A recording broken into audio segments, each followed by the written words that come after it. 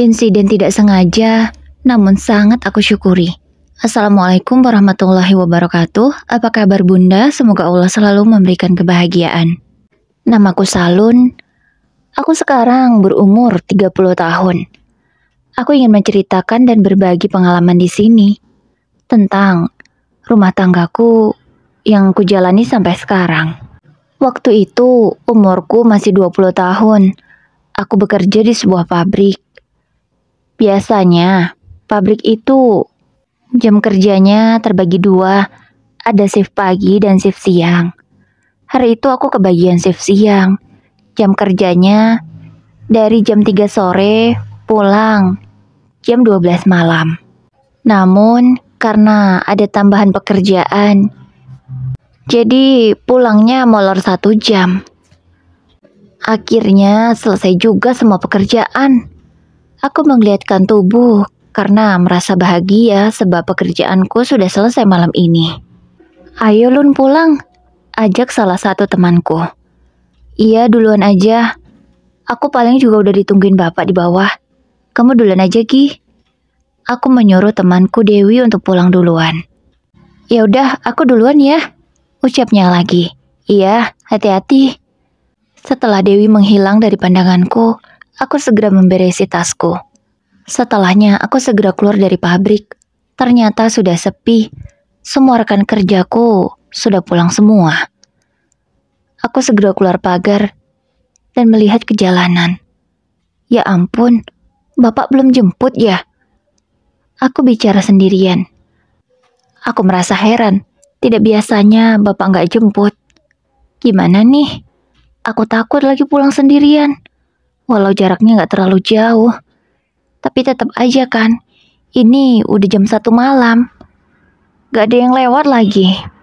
Aku celingak-celinguk ke kanan dan ke kiri memastikan ada atau tidak keberadaan bapak. Tapi tidak ada siapapun di sana. Aku mencoba menelponnya, tapi tidak diangkat juga. Apa bapak sudah tidur ya? Kok bisa-bisanya sih bapak membiarkan anak gadisnya ini pulang sendirian, tengah malam lagi? Aku menggerutu kesal. Ya sudahlah, aku pulang sendirian saja. Percuma nunggu bapak. Mau sampai di rumah jam berapa aku? Akhirnya aku putuskan untuk berjalan sendirian membelah kesunyian malam itu. Rasa merinding sesekali aku rasakan, karena jalanan sangat sepi sekali. Tidak ada satupun orang yang lewat. Tapi untunglah, jalanan ini terang dengan lampu-lampu di kanan dan kirinya. Sekitar 5 menit aku berjalan. Mataku melihat seorang pria yang sempoyongan. Aku menjadi takut. Jangan-jangan pria itu penjahat. Aku segera mempercepat langkahku hingga kini aku dan pria itu berpapasan. Karena semakin takut, akhirnya aku berlari. Aku benar-benar panik sekali. Mana tidak ada siapapun lagi. Aku berlari sekuat tenagaku. Tapi setelah melirik ke belakang, pria itu ternyata mengejarku. Aku benar-benar semakin panik. Aku semakin mempercepat langkahku untuk berlari. Hingga aku malah terjatuh, tersandung kakiku sendiri. Dan kini, pria itu sudah ada di hadapanku. Aku berusaha untuk berdiri dan berlari. Tapi, aku malah sudah ditangkap oleh pria itu. Aku ketakutan sekali. Tolong, tolong. Aku berteriak sekencang mungkin. Namun mulutku malah dibekap olehnya. Aku semakin panik, tidak tahu harus melakukan apa. Tubuhku yang kecil tidak sebanding dengan tubuh pria itu yang begitu besar. Aku juga tidak mengenal siapa orang itu. Aku masih terus memberontak, berusaha untuk melepaskan diri. Tapi cengkraman tangannya justru semakin kuat, menggenggam kedua tanganku. Bekapan tangannya di mulutku juga semakin kuat, membuatku sedikit sulit bernafas. Aku yang sudah kalah tenaga, diseret ke pinggir jalan, di tempat yang gelap. Aku menjadi semakin takut apa yang akan ia lakukan. Pikiranku benar-benar kalut. Tenaga semua sudah kukerahkan, namun rasanya percuma. Aku tidak bisa melawan pria itu. Aku berusaha berteriak, Dan otakku tiba-tiba memiliki ide cemerlang. Ku gigit tangan pria itu, meskipun dengan susah payah. Akhirnya karena merasa kesakitan, akhirnya pria itu melepaskan bekapan mulutku. Tolong, tolong, aku berteriak lagi. Hingga dari sudut mataku ini bisa melihat ada cahaya motor. Aku semakin kencang berteriak. Alhamdulillah, ada orang lewat. Aku bergumam dalam hati. Aku berteriak lagi agar mereka mendengarku. Tak berapa lama kemudian, rombongan motor itu berhenti di seberang jalan. Aku merasa lega, namun mulutku dibekap lagi oleh pria itu. Tapi aku masih berusaha berteriak, sehingga masih terdengar rintihanku. Untunglah, mereka bisa menemukanku di tempat yang gelap itu. Terjadilah insiden, pria itu dihajar oleh segerombolan orang itu. Aku yang merasa ketakutan, langsung menjauhi tempat itu. Walau aku belum berani untuk langsung pulang. Aku duduk dan menangis di trotoar jalan. Aku benar-benar masih merasa ketakutan. Rasanya masih terbayang pikiran-pikiran buruk ini di otakku. Jika segerombolan orang itu tidak datang mungkin, entahlah apa yang sudah terjadi padaku. Aku menangis sembari menundukkan kepala. Ku tutupi wajahku. Aku benar-benar masih merasa ketakutan. Hingga salah seorang dari mereka menegurku. Sudah, kamu sudah aman. Jangan takut lagi ya. Kami akan mengantarmu pulang. Aku tidak melihat siapa yang bicara, karena aku benar-benar masih merasa ketakutan. Kamu jangan takut ya. Orang itu sudah dibawa ke kantor polisi sama temanku. Kamu tenang saja. Ayo aku antar pulang kamu. Ajaknya lagi. Dia seperti akan meraih tanganku, namun aku langsung menepisnya. Oh maaf, bukan maksudku ingin kurang ajar. Aku hanya ingin mengantarmu pulang. Ayo naik ke motorku dan tunjukkan di mana rumahmu. Ini sudah malam. Kamu harus segera istirahat kan? Kami bukan orang jahat kok. Kalau kami jahat, ngapain juga kami nolongin kamu? Ucapnya lagi. Perlahan-lahan, aku mulai memberanikan diri mendongakkan kepalaku.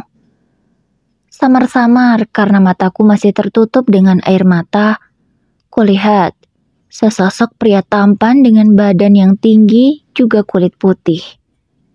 Aku segera menghapus air mataku agar bisa jelas melihat pria itu. Benar, dia memang tampan. Apa sih yang kupikirkan? Ku buang jauh-jauh pikiran itu. Segera aku berterima kasih pada mereka. Terima kasih ya, kalian sudah menolongku. Ucapku dengan suara serak karena habis menangis. Iya, sama-sama. Lain kali kamu hati-hati ya, jangan pulang sendirian. Ucapnya dengan lembut. Iya, ya sudah, ayo aku antar pulang. Ini sudah malam. Kamu harus cepat istirahat. Kuanggukkan kepalaku pelan. Setelah itu, aku menuruti saja ucapan pria itu. Aku naik ke motor sportnya. Dengan jok yang kecil, membuatku agak kurang nyaman. Sebab jarak kami begitu dekat. Maaf ya, aku harus membawamu dengan motor seperti ini. Tasmu taruh di tengah saja. Ucapnya dengan sopan. Aku tidak menjawab, langsung saja. Kuturuti perintahnya. Dia sangat sopan dan pengertian sekali. Aku menjadi lebih tenang karena pasti dia orang baik-baik. Setelah tas kuletakkan di tengah, pria itu segera melajukan motornya. Di mana rumahmu? Tanyanya. Rumahku dari sini belok ke gang sebelah kiri. Jawabku. Yang ini ya? Tanyanya setelah kami berada di depan gang itu. Iya, jawabku singkat. Dia segera membelokkan motornya di gang sempit itu. Dengan lihai dia mengendarai motor itu dan bertanya lagi. Yang mana rumahmu? Masih maju lagi. Nanti kalau ada belokan, belok ke kanan ya. Oke, kamu bilang aja ya kalau udah sampai. Dan kalau ada belokan lagi kamu langsung ngomong. Ucapnya memberi instruksi. Aku hanya diam. Walau sebenarnya aku mengangguk. Tapi tentu dia tidak melihat anggukanku, karena dia terus fokus untuk menyetir motornya. Belok kanan, belok kiri, belok kanan lagi. Aku memberi instruksi pada pria itu untuk belok. Dan setelah kurang lebih 5 menit, kami sudah sampai di depan rumahku. Suara motor itu yang begitu besar sepertinya membangunkan beberapa tetanggaku, karena mereka langsung keluar. Terima kasih ya, ucapku sesaat setelah aku turun dari motornya. Iya sama-sama, sudah kamu masuk dan istirahat, jangan khawatir lagi ya, kamu baik-baik saja. Jawabnya dengan lembut. Aku mengangguk dan langsung mengetuk pintu, namun pria itu belum juga pergi. Hingga beberapa warga mendekatinya. Kamu kok ngantarin anak gadis orang tengah malam sih? Gak punya sopan santun ya? Tidak tahu waktu kah? Masa mengajak anak gadis orang sampai tengah malam begini? Salun, ini kan sudah lewat jam kerjamu. Sudah hampir jam 2 loh. Kamu kok diantar sama laki-laki? Pacarmu ya ini? Tanya beberapa bapak-bapak yang sudah berkumpul. Enggak kok, dia bukan pacarku. Dia tadi yang menolongiku, karena aku hampir saja dicelakai oleh orang. Aku berusaha menjelaskan apa yang terjadi sebenarnya. Tapi sepertinya warga malah salah paham. Pak Darto, cepat keluar. Lihat anak gadismu ini diantar sama laki-laki tengah malam. Tiba-tiba salah satu di antara mereka berteriak. Dan tak lama kemudian, bapakku membuka pintu. Salun, kamu baru pulang? Tanya bapak sembari mengucek matanya. Sepertinya bapak baru bangun tidur. Segera aku peluk bapakku itu. Aku berusaha mencari perlindungan. Pak, aku tadi hampir diapa-apain sama orang, Pak. Dan mas-mas itu yang nolongin aku dan nganterin aku pulang. Tapi warga malah salah paham, Pak, mengiranya kalau aku pacaran sama dia. Dan tidak tahu waktu katanya. Padahal nggak gitu, Pak. Bapak kenapa juga sih nggak jemput aku? Aku berkata sembari memeluk bapak dan menangis. Maaf ya, Lun. Bapak ketiduran. Maaf. Mendengar alasan bapak, aku menjadi kesal. Ya ampun, Pak. Kok bisa sih bapak melupakan anak gadismu ini? Aku berkata dengan kesalnya. Karena gara-gara bapak, aku hampir dilecehkan. Benar ya ceritanya begitu? Tanya salah satu warga pada pria itu. Iya, benar. Tadi, saya menemukan wanita itu hampir saja dilecehkan oleh seorang pria. Sepertinya pria itu mabuk. Dan dia punya niatan buruk pada wanita itu. Makanya saya antarin pulang, karena pasti dia merasa sangat trauma. Jadi, bapak-bapak, tolong jangan salah paham ya. Jawabnya dengan nada berwibawa, membuat para warga itu menjadi percaya. Aku bisa bernafas lega, karena warga tidak salah paham lagi. Sekali lagi, aku mengucapkan terima kasih pada dia. Maaf nak, terima kasih ya sudah menolong anak bapak. Kalau boleh tahu namamu siapa? Tanya bapak pada pria itu. Nama saya Zidan, Pak. Jawabnya dengan sopan. Oh, terima kasih ya Nak Zidan. Semoga kebaikan Nak Zidan dibalas oleh Sang Maha Kuasa. Ucap bapak. Amin. Terima kasih Pak doanya. Kalau begitu saya permisi ya. Ini kan sudah tengah malam. Mohon maaf ya. Suara motor saya mengganggu tidur bapak-bapak sekalian. Iya, maaf ya Nak Zidan. Kami sudah salah paham. Iya Pak, nggak apa-apa. Nak Zidan sekali lagi terima kasih ya. Oh iya Nak Zidan, besok malam datanglah ke sini. Bapak mengundang Nak Zidan untuk makan malam bersama di rumah kami. Saya harap Nak Zidan bisa datang. Karena Bapak ingin mengucapkan terima kasih lagi pada Nak Zidan. Aku tidak menyangka Bapak malah akan mengajak Mas Zidan makan malam di rumah kami. Tapi wajar sih mungkin Bapak ingin berterima kasih padanya. Terima kasih Pak, tapi nggak usah repot-repot. Saya ikhlas kok nolongin anak Bapak. Iya Nak Zidan, saya tahu. Tapi saya harap Nak Zidan bisa datang ya besok malam. Baik Pak, saya akan usahakan. Insya Allah besok malam saya datang ke sini. memenuhi undangan Bapak. Terima kasih ya Nak Zidan, sudah mengindahkan undangan Bapak. Kalau begitu hati-hati ya Nak Zidan. Iya Pak, terima kasih. Pria itu segera melajukan motornya. Warga pun menunggunya hingga hilang dari pandangan kami semua.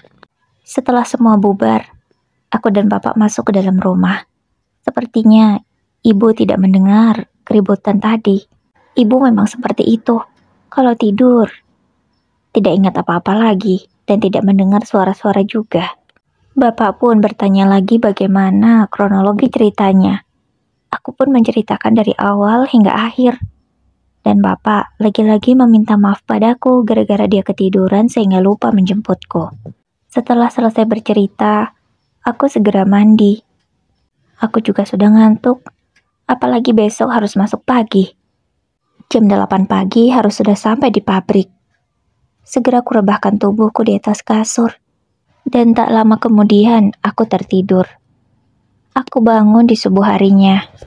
Walau masih ngantuk, namun kupaksakan untuk membuka mata, karena aku harus sholat subuh. Setelah sholat subuh, aku tidur lagi, menjelang jam 7:30 pagi. Iya, aku masih ngantuk dan lelah.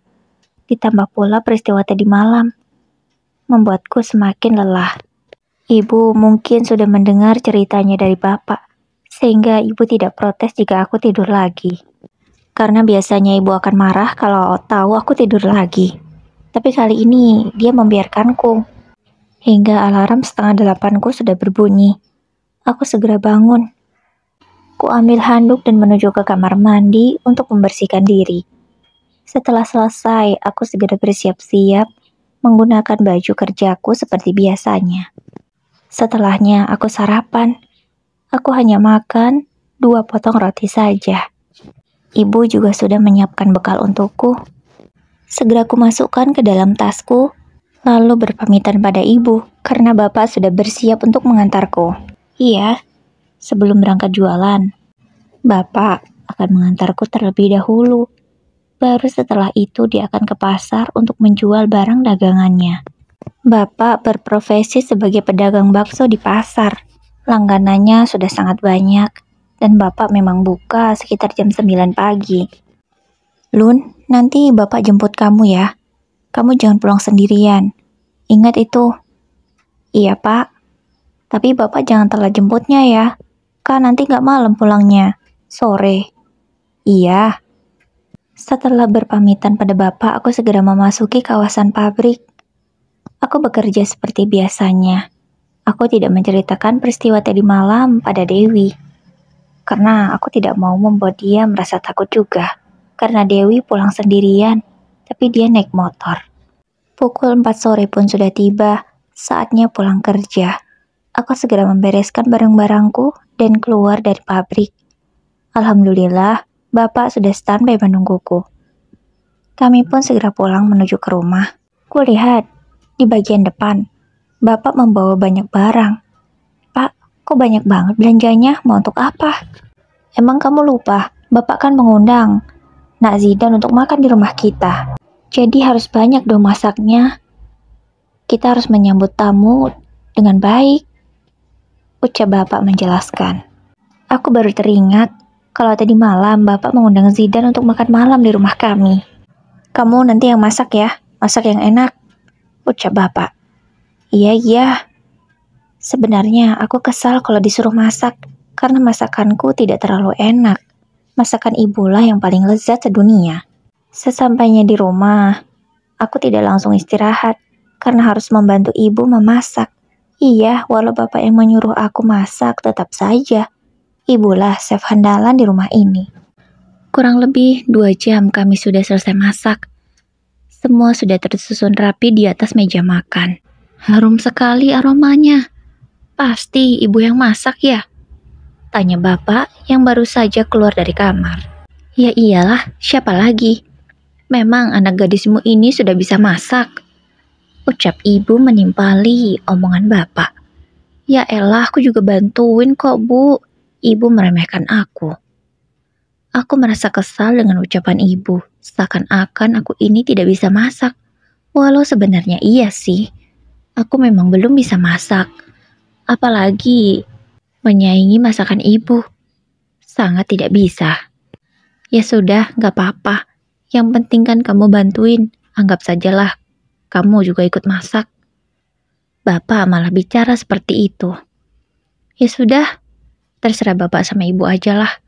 Aku mau mandi, gerah banget. Capek juga belum sempat istirahat tadi. Aku segera meninggalkan kedua orang tuaku itu.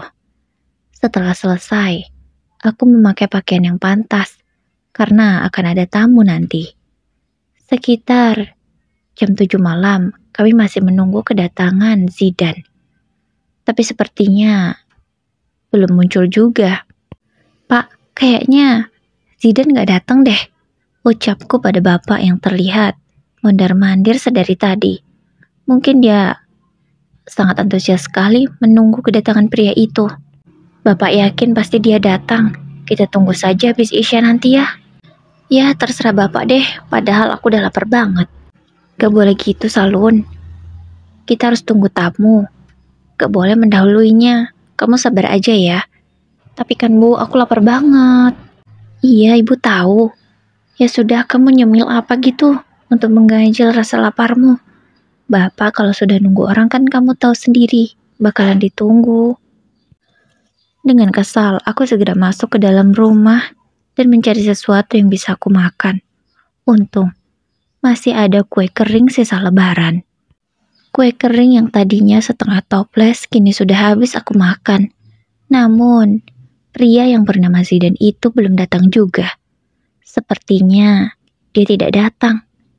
Bapak pun sudah menutup pintu. Sebab ini sudah jam 8 malam. Bapak sepertinya sudah putus asa menunggu kedatangannya. Udah aku bilang, dia gak mungkin datang. Dia itu orang kaya, Pak. Mana maulah makan di rumah kita yang kecil gini. Aku berkata seperti itu agar Bapak tidak berharap banyak. Dari motornya saja sudah dapat dilihat kalau dia itu anak orang kaya pasti. Namun, beberapa saat setelah Bapak menutup pintu terdengar deru suara motor yang sepertinya aku kenali. Nah, itu pasti dia. Dengan semangat Bapak segera membuka pintu. Dan benar saja dugaannya, kalau Zidan yang datang. Nah Zidan, akhirnya kamu datang juga. Bapak sudah menunggumu dari tadi. Zidan yang belum turun dari motor sudah mendapat kata-kata sambutan dari Bapak. Maaf Pak, Zidan telah datang. Tadi ada urusan. Maaf ya Pak, sudah lama menunggu. Iya, tidak apa-apa Nak Zidan, silakan masuk. Kita langsung makan aja ya. Nanti tambah kemalaman. Ayo, silakan masuk. Maaf, rumah kami kecil. Ucap Bapak bertubi-tubi, seakan-akan tidak memberi kesempatan pada Zidan untuk berbicara. Aku melihat mereka berdua seperti orang yang sudah lama kenal. Seakan-akan sudah akrab sekali. Aku hanya memperhatikan dari meja makan saja. Iya, karena sedari tadi aku memang sangat lapar dan ingin segera makan. Tapi ibu melarang. Assalamualaikum, ucap Zidan setelah masuk ke dalam rumah. Waalaikumsalam. Aku menjawab dari meja makan. Ibu tadi di dapur karena memanaskan sayur yang ada. Ayo Nak Zidan, silahkan. Ini semua Salun yang masak. Mendengar ucapan ibu, aku langsung melotot ke arahnya. Bisa-bisanya ibu mengatakan bahwa semua ini aku yang masak. Padahal jelas-jelas ibu yang memasaknya, aku hanya membantu. Apa sih maksud ibu berkata seperti itu? Apa dia ingin anak gadisnya ini terlihat baik di mata orang lain? Tapi kan tidak perlu berbohong juga, batinku. Aku tidak bisa merespon apapun, aku hanya diam saja. Kami semua pun langsung mulai makan, mengambil nasi dan lauk secara bergantian. Sesekali aku melirik ke arah pria itu. Dia memakan makanannya begitu lahap, seperti orang kelaparan. Sebenarnya kamu ini siapa sih? Kenapa bisa membuat orang tuaku begitu welcome kepadamu? Padahal selama ini beberapa pria yang mendekatiku selalu ditolak oleh mereka. Tapi denganmu, mereka begitu baik. Bahkan kedatanganmu saja sangat ditunggu. Atau karena kamu menyelamatkanku ya?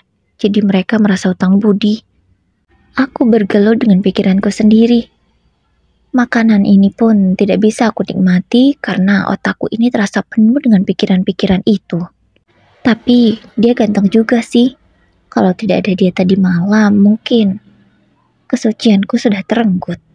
Aku membatin lagi. Masya Allah, masakannya enak banget. Masakan Salun ya tadi namanya. Maaf, saya lupa. Tiba-tiba Zidan berkata memuji masakan ibu. Iya, Salun namanya. Gimana, enak ya masakan Salun? Tanya ibu dengan lembut. Iya bu, masakannya enak. Rasanya luar biasa sekali. Pujinya lagi. Aku menjadi tidak enak. Padahal ini semua kan masakan ibu. Tapi malah aku yang mendapat pujiannya. Ibu pun hanya tersenyum mendengar ucapan pria itu. Aku tidak tahu apa yang sebenarnya ibu pikirkan. Setelah selesai makan, Bapak mengajak Zidan untuk duduk di ruang tamu dan mereka mengobrol. Sedangkan aku lanjut membereskan bekas makan malam kami. Ibu juga ikut ngobrol bersama mereka. Setelah selesai, aku awalnya ingin langsung masuk saja ke dalam kamar karena rasanya aku sudah ngantuk. Tapi ibu memanggilku. Salun, mau kemana? Tanya ibu. Aku melihat ke arah kamar, memberi isyarat bahwa aku ingin masuk ke dalamnya. Sini nak, duduk dulu. Ibu malah menyuruhku untuk duduk di dekatnya. Aku menuruti saja perintah ibu. Terima kasih ya Nak Zidan, kamu sudah menyelamatkan Salun malam itu. Kalau tidak, ibu tidak tahu apa yang terjadi padanya. Iya bu, sama-sama. Kita harus saling tolong-menolong bukan? Iya, betul Nak Zidan. Kamu memang baik sekali. Nah, Salun, kalau mencari pasangan itu seperti Nak Zidan dong. Sangat baik dan pemberani. Juga menepati janji. Tidak seperti yang lain itu. Ucapan bapak yang menggantung seakan-akan memberi isyarat bahwa ia menyindirku. Iya, selama ini memang ada beberapa pria yang kukenalkan pada bapak. Tapi semuanya tidak direspon baik seperti Zidan ini. Apa sih maksud bapak? Aku hanya diam saja mendengar ucapan mereka. Jam di dinding sudah menunjukkan pukul 9 malam. Aku memberi kode agar tamuku itu segera pulang karena sudah malam. Aku sesekali mendaham, namun sepertinya dahamanku tidak dihiraukan. Hingga pria itu menyadari kalau aku melihat jam dinding dari tadi. Oh, Pak, Bu, Salun, sepertinya saya harus segera pulang karena sudah jam 9 malam. Tidak enak bertamu di rumah orang lewat dari jam 9 malam. Ucapnya dengan lembut pada kedua orang tuaku. Iya nak, tapi besok main lagi ya kalau ada waktu. Nanti Salun akan masakkan lagi makanan yang lebih enak dari ini. Ucapan bapak seketika membuat mataku terbelalak.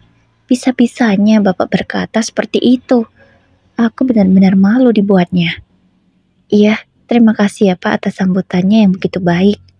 Saya merasa senang, seperti memiliki keluarga lagi. Kata-katanya membuat bapak menjadi penasaran. Kok Nak Zidan bicara seperti itu? Memangnya Nak Zidan tidak punya orang tua lagi kah? Tanya bapak penuh penasaran. Iya Pak, orang tua saya sudah meninggal. Saya yatim piatu sekarang. Makanya ketika ada keluarga yang hangat seperti ini, saya merasa memiliki keluarga lagi. Tiba-tiba mata Zidan berkaca-kaca. Aku yang mendengar ceritanya merasa ikut terenyuh juga. Ternyata dia anak yatim piatu. Kasihan sekali dia, tidak punya orang tua lagi. Batinku. Ya sudah Nak Zidan, jangan sedih ya. Anggap saja kami ini orang tua Nak Zidan. Sering-seringlah main ke sini. Ya, tidak apa-apa, jangan sungkan. Iya Pak, terima kasih ya. Ibu pun ikut tersenyum menanggapi ucapan bapak. Iya Nak Zidan, Sering-sering saja datang ke sini. Jangan sungkan ya. Kami sudah menganggap Nak Zidan sebagai anak kami sendiri. Ibu berkata, sembari tersenyum bahagia, dan sesekali melirik ke arahku. Aku tidak tahu apa maksud ibu dan bapak. Setelah bercerita agak beberapa lama, Zidan langsung berpamitan untuk pulang. Karena kupikir semuanya sudah selesai, aku pun akan langsung masuk ke kamar dan beristirahat. Tapi bapak dan ibu mencegahku. Jangan masuk ke dalam kamar dulu, Salun. Sini duduk. Perintah bapak. Aku segera duduk di antara ibu dan bapak. Ada apa sih, Pak, Bu? Aku ngantuk mau istirahat. Salun, kamu apa tidak tertarik pada Nak Zidan? Dia itu anak yang baik, juga sopan. Apa tidak ada rasa? Kamu ke dia? Tanya bapak langsung to the point. Bapak kok bisa sih nanya seperti itu sama aku? Aku aja baru kenal sama dia, Pak. Mana bisa lah langsung suka begitu saja. Emang bapak tahu statusnya apa? Kalau dia suami orang gimana? Aku berkata tanpa beban, karena memang tidak ada perasaan apapun pada Zidan. Kami kan memang baru kenal. Bertemu pun tidak sengaja karena ada insiden itu. Tapi Lun, dia itu baik, sopan lagi. Juga sangat perhatian. Bahkan, dia tahu bagaimana cara membahagiakan orang yang ia kunjungi, memuji masakannya. Iya Bu. Kenapa ibu berkata kalau yang masak itu aku? Jelas-jelas yang masak ibu, aku cuma bantu. Ya nggak apa-apa lah, Nak. Kamu seharusnya belajar masak, supaya beneran masakan kamu yang dipuji oleh Zidan. Ibu cuma mau anak gadis ibu ini terlihat baik di mata orang lain, apalagi di mata lelaki sebaik Zidan. Lambat laun, aku bisa mencium apa tujuan bapak dan ibu melakukan semua ini. Sepertinya mereka akan mendekatkanku pada Zidan. Padahal mereka baru kenal dengan pria itu bisa-bisanya ingin mendekatkanku pada Zidan yang baru mereka kenal. Hari demi hari berlalu.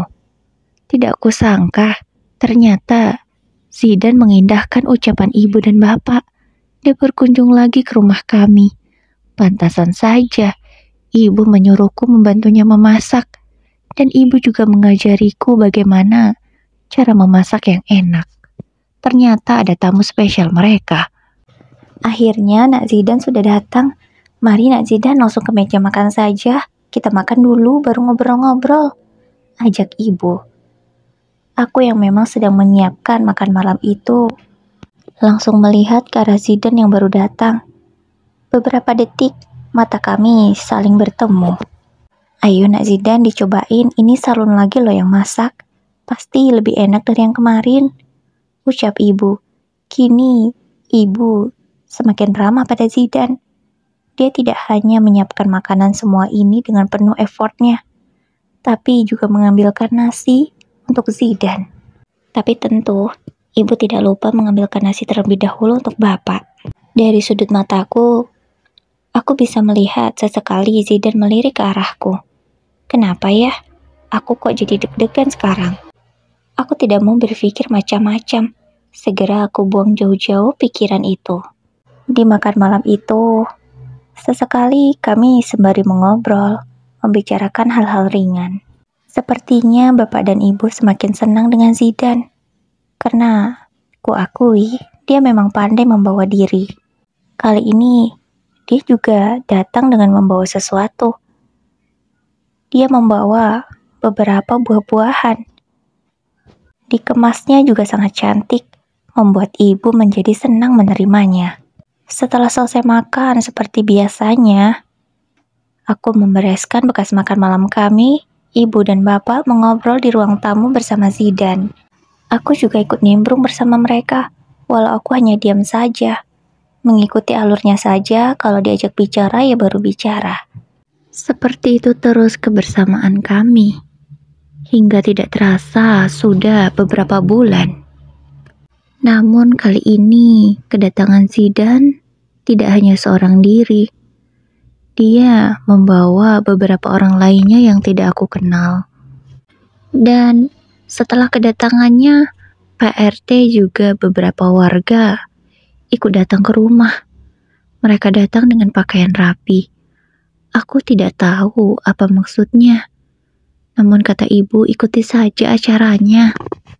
Pantas saja ibu masak banyak. Ada tamu toh ternyata. Aku hanya bergumam dalam hati. Iya, sedari pulang kerja tadi aku memang membantu ibu memasak cukup banyak. Kupikir ya seperti biasanya lah. Ibu akan kedatangan anak lelakinya itu. Iya, aku sering berkata pada ibu bahwa Zidan adalah anak lelakinya. Karena memang ibu sendiri yang berkata pada Zidan kalau anggap saja mereka itu orang tuanya. Setelah semua tamu sudah datang, ibu menyuruhku mengeluarkan cemilan dan teh hangat. Aku menuruti saja. Setelah hidangan tersaji, barulah Pak RT membuka pembicaraan serius malam itu. Aku yang memang tidak tahu apa-apa hanya mengikuti alurnya merasa sangat terkejut. Karena kalian tahu, ternyata Zidan membawa abang-abangnya untuk melamarku. Aku yang memang mulai ada perasaan kagum pada pria itu merasa terkejut. Tapi tidak kusangka kalau secepat ini dia akan melamarku. Padahal kami tidak pernah chatting, mengobrol berdua juga tidak pernah. Kami selalu mengobrol berempat. Karena bapak dan ibu memang tidak mengizinkanku pacaran. Jadi selama ini diam-diam bapak dan ibu menjodohkanku dengan Zidan. Jadi dengan mengundang Zidan sering datang ke rumah ini adalah cara bapak dan ibu untuk mendekatkanku dengan dia. Bisa-bisanya aku tidak bisa membaca gelagat mereka. Sekarang aku harus bagaimana? Acara lamaran ini sudah di depan mata. Zidan memang tidak banyak membawa seserahan. Tapi dia sangat serius ingin melamarku. Bahkan dia juga sudah membawa cincin pertunangan. Aku yang masih kebingungan, langsung dibisiki oleh ibu. Salun, Zidan ingin melamarmu. Dia mau serius sama kamu. Gimana, apa kamu mau menerimanya? Tanya ibu. Ibu kok bisa sih menerima laki-laki untuk melamarku tanpa memberitahu aku dulu? Ibu tahu ini terasa mengejutkan bagimu, tapi bapak dan ibu sudah yakin kalau Zidan adalah laki yang baik dan bisa membimbingmu. Ibu harap kamu bisa memberi keputusan yang bijak. Ibu sama bapak juga sering kok melihat kalian curi-curi pandang. Kamu pasti juga sudah menyukainya kan? Ibu masih terus saja berbisik padaku. Hingga membuat fokusku ini terpecah. Harus memperhatikan ibu atau memperhatikan acara ini. Hingga pertanyaan itu terlontar dari mulut Pak RT. Bagaimana Salun? Apakah kamu menerima lamaran Nak Zidan? Tanya Pak RT padaku. Aku yang merasa kaget, langsung terperanjat. Aku melihat ke arah bapak dan ibu secara bergantian. Tidak tahu harus menjawab apa. Semuanya terserah kamu, Salun. Bapak serahkan semuanya sama kamu. Mendengar ucapan bapak, aku malah semakin bingung. Aku melihat ke arah Zidan, namun dia tertunduk, tidak menatap ke arahku.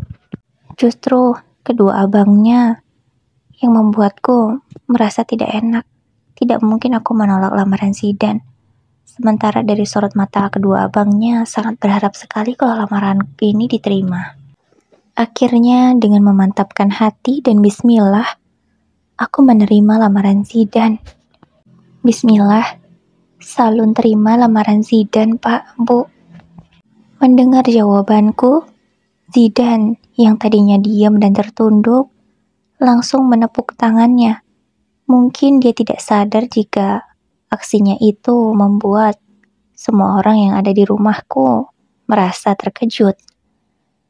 Dia juga mengepalkan tangannya sambil berkata yes. Aku tidak menyangka jika Zidan sampai se-effort itu bahagianya. Aku malah tersenyum malu melihat aksi Zidan. Hingga dia akhirnya meminta maaf. Maaf, Pak Bu, saya terlalu bahagia. Ucap Zidan malu-malu. Karena lamaran sudah diterima, Saatnya kita membicarakan kapan acara pernikahan kalian, karena tidak baik jika menunggu lama-lama. Bapakku pun langsung menjawab ucapan Pak RT. Ternyata, tanpa sepengetahuanku lagi, Bapak sudah menyiapkan tanggal pernikahan kami. Minggu depan Pak RT.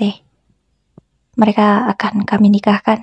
Tidak baik juga menunda hal-hal baik seperti ini kan? Bagaimana Pak RT? Tanya Bapak pada Pak RT. Saya setuju Pak Darto. Hal baik harus cepat dilaksanakan. Bukan begitu kan? Tanya Pak RT pada semua orang yang ada di sana. Nak Zidan sudah siap kan untuk menikah minggu depan? Tanya Pak RT. Insya Allah Pak, saya sudah siap. Besok pun saya siap. Jawab Zidan dengan tegasnya dan begitu mantap. Seakan-akan dia sudah menyiapkan semuanya. Acara lamaran malam itu pun ditutup dengan makan bersama. Hingga akhirnya semua tamu sudah berpamitan untuk pulang. Bapak sama ibu apa-apaan sih? Kok bisa-bisanya ngejodohin aku tanpa ngasih tahu dulu? Ngejodohin? Bapak sama ibu gak ngejodohin kamu kok. Kan kamu sendiri yang menerima lamaran Zidan. Zidan juga tidak minta dijodohkan sama kamu. Dia memang meminta izin pada bapak untuk melamarmu. Ya, bapak setuju saja. Masa bapak menolak niatan baik? Tapi kan bisa bapak sama ibu bertanya dulu sama Salun. Tidak seperti ini. Salun kan kaget pak, bingung juga. Ini tuh jatuhnya Salun kayak dipaksa menerima gitu. Kasian kan kalau ditolak. Tapi gimana? Kamu menerima kan lamaran dia dengan setulus hati, tidak terpaksa? Tanya ibu sembari tersenyum ke arahku. Iya sih bu. Tapi kan gak usah tapi-tapi, bilang aja kalau kamu juga sudah menyukai Zidan. Bapak sama ibu tahu kok, tidak usah berbohong. Kini aku malah yang tersenyum malu karena ketahuan. Iya, setelah Zidan sering datang ke rumah, benih-benih cinta itu mulai tumbuh. Namun aku tidak berani mengungkapkan, aku hanya memendamnya saja. Karena sebagai perempuan aku gengsi. Tidak mungkin juga kan aku mengungkapkan perasaanku terlebih dahulu. Aku juga takut kalau Zidan ternyata sudah punya pasangan. Namun ternyata cintaku tidak bertepuk sebelah tangan. Semuanya sesuai dengan harapan. Bapak menyuruhku resign dari pekerjaanku. Karena aku harus mempersiapkan pernikahan. Dan pabrik tidak memberiku cuti. Pak, boleh tanya sesuatu enggak? Tanya aku pada bapak. Iya Lun, mau tanya apa? Pak, emang bapak tahu kerjaan Zidan itu apa? Tahulah, dia itu kerja di bengkel. Katanya sih bengkel khusus untuk motor-motor sport gitu. Oh, kerja di bengkel. Aku berpikir, tidak apa-apa, yang penting Zidan itu mau bekerja dan bertanggung jawab. Aku percayakan saja semuanya pada orang tuaku. Aku yakin ini semua terbaik untukku. Persiapan pernikahan pun segera dilaksanakan. Kami tidak melaksanakan pesta. Hanya acara ijab kabul saja di rumahku ini. Sesuai permintaanku, tidak usah ada pesta, karena aku tidak mau merepotkan mereka. Hari yang kutunggu-tunggu pun sudah tiba. Aku sudah bersiap dengan dandananku. Ku pilih MUA dengan harga standar karena aku memakai uangku sendiri, tidak meminta pada orang tua. Yang penting acara aku hari ini berjalan dengan lancar. Aku dan Zidan sah menjadi pasangan suami istri. Aku juga tidak meminta mahar yang besar pada Zidan. Yang penting ada mas kawin yang ia siapkan semampunya. Iya, tidak ada seserahan apapun. Karena aku tahu, mungkin Zidan tidak mampu memberinya. Tidak masalah bagiku, yang penting dia mau bekerja. Aku juga membeli sendiri kebaya untuk ijab kabul ini. Aku tidak mau meminta pada Zidan. Penghulu sudah siap di depan. Tapi sepertinya Zidan belum datang. Namun tak lama kemudian terdengar suara dari motor sport yang begitu kencang. Tak hanya satu, seperti sedang arak-arakan saja. Apakah ada geng motor yang masuk ke sini? Aku menjadi khawatir. Tapi terdengar suara warga malah bersorak-sorak. Aku tidak tahu apa yang mereka soraki. Aku yang penasaran melihat melalui jendela. Ternyata itu rombongan pengantin. Entah berapa banyak motor yang iring-iringan itu. Aku merasa takjub karena tidak kusangka calon suamiku itu ternyata memiliki teman sebanyak itu. Setelah semuanya siap, acara ijab kabul pun dimulai. Dengan lancar dan lantang, Zidan mengucapkan ikrar ijab kabul itu.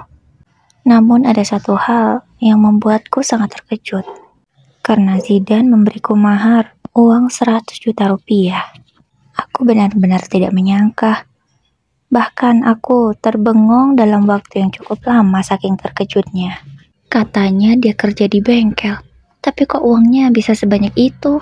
Para tetangga yang mendengar jumlah nominal dari maharku, mereka berbisik-bisik, tidak menyangka dan ada juga yang berkata kalau mereka iri. Aku rasanya tidak percaya. Setelah ijab kabul selesai, Zidan menyerahkan mahar itu kepadaku. Aku menerimanya saja dengan tangan gemetar, karena rasanya tidak percaya. Ini pertama kalinya aku memegang uang sebanyak itu. Ini beneran? Tanyaku seakan tidak percaya. Beneranlah, jawabnya santai. Setelah aku terima mahar itu, aku mencium tangan suamiku. Dan Zidan juga mendoakanku. Setelahnya, ini pertama kalinya aku dicium oleh seorang pria. Jantungku serasa akan lepas. Bahagia dan gugup menjadi satu. Acara ijab kabul itu pun selesai, diakhiri dengan makan bersama. Beberapa hari setelah acara pernikahan kami, Zidan memberitahu aku kalau saudara-saudaranya sudah menyiapkan pesta untuk merayakan pernikahan kami. Pesta? Tanyaku serasa tidak percaya. Iya, abang-abangku sudah menyiapkan pesta untuk kita. Aku tidak mau, tapi mereka memaksa. Tapi tenang saja, aku memakai uangku kok untuk menyiapkan pesta itu. Memakai uangnya? Aku sempat berpikir, sekaya apa Zidan? Dia saja sudah memberiku mahar 100 juta. Lalu untuk pesta pasti habis puluhan juta juga. Karena memang belum saling mengenal, jadi aku tidak tahu banyak tentang Zidan.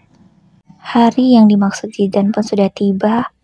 Aku dan seluruh keluarga aku dijemput menggunakan mobil yang cukup mewah. Namun sayang mobil itu tidak bisa masuk ke dalam gang, jadi kami harus keluar gang dulu. Dengan berjalan kaki. Katanya, Zidan juga sudah menyiapkan MUA di tempat acara. Jam 7 pagi kami sudah dijemput. Karena katanya acara akan dimulai jam 10.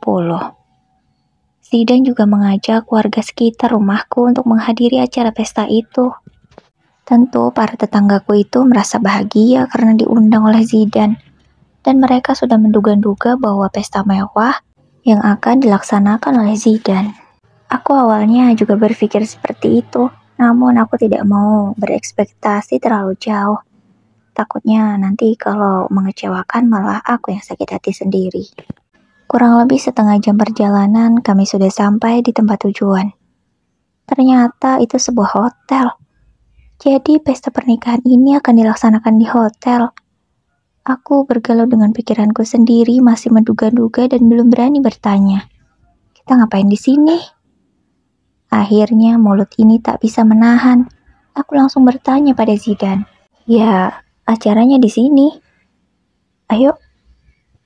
Aku yang masih tidak percaya hanya bisa memandangi sekeliling hotel itu. Kedatangan kami pun ternyata sudah disambut. Aku tidak tahu siapa yang menyambut kami. Namun sangat ramah sekali. Mungkin mereka itu petugas hotel. Kami langsung diantarkan di tempat untuk berganti pakaian. Aku semakin terpukau karena yang akan mendandaniku adalah MUA terkenal. Gaun yang sudah disiapkan pun sangat mewah sekali. Aku sebenarnya menikah dengan siapa sih? Anak sultan mana yang kunikahi? Aku masih membatin dalam hati bertanya-tanya. Aku pasrah saja mau diapakan dengan MUA itu. Aku yakin pasti hasilnya bagus. Sekitar 2 jam akhirnya aku selesai didandani. Aku bahkan sampai pangling dengan diriku sendiri. Karena seperti orang lain saja wajahku ini. Ditambah lagi aku memakai gaun yang begitu indah, membuat penampilanku tidak seperti salon yang biasanya. Acara pun akan segera dimulai. Aku dan orang tuaku juga Zidan sudah siap.